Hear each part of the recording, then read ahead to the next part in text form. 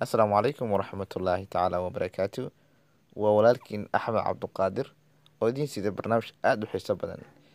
Sidaan ognahay, arday kasta oo barta luqadda Englishka wuxuu aad u jecel yahay inuu helo practice, waana muhiim inuu qofka helaa practice si uu u tijaabiyo waxa uu bartay.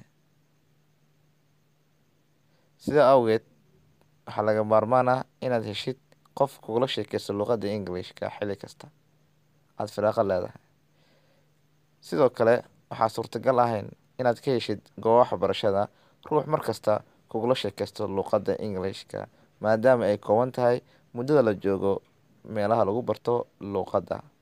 Si aynu xal ugu helno arrinkaas, waxaynu maanta idin tusi doonaa application kaa caawin doono dhibaatadaas. Application kaa caawin doono inaad heshid qof kugula sheekaysto luqadda Englishka xilli kasta. Waxaynu soo fureynaa Play Store-ka. Markaynu soo furno, halkaa kore waxaynu ku qoraynaa Open Talk, waxa la yidhahdo Open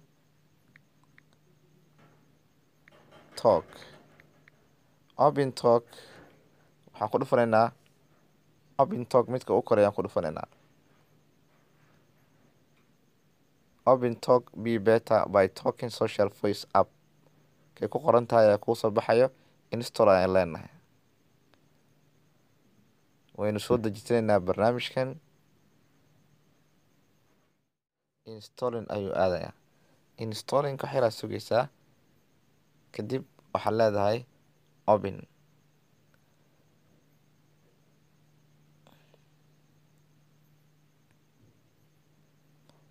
Open Talk ayaa kuu soo baxayo. Calaamadaas buluuga ayuu leeyahay iyo qoraalkaas. Marka wuxuu ku leeyahay log in with mobile or log in with Facebook. Haddaad tiraahdo log in with mobile, wuxuu ku weydiinayaa telephone number-kaaga. Waxaad gelinaysaa telephone number-kaaga. Aniga si fudud waxaan leeyahay log in with Facebook. Facebook-gii ayaan ku xirayaa.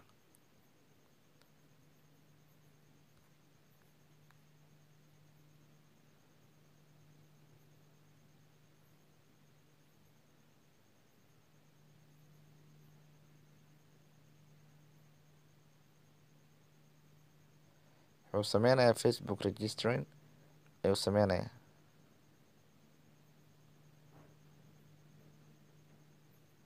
Kadib wuxuu ku leeyahay allow Open Talk to record audio. Allow aad leedahay.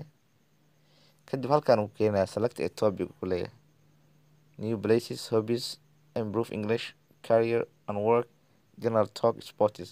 Waxaan leeyahay improve English. Kadib waxaan leeyahay talk now. Talk now markaa yaraado, wuxuu leeyahay we are finding a conversation partner for you. Waxaan ku raadinaynaa qof kula sheekaysto.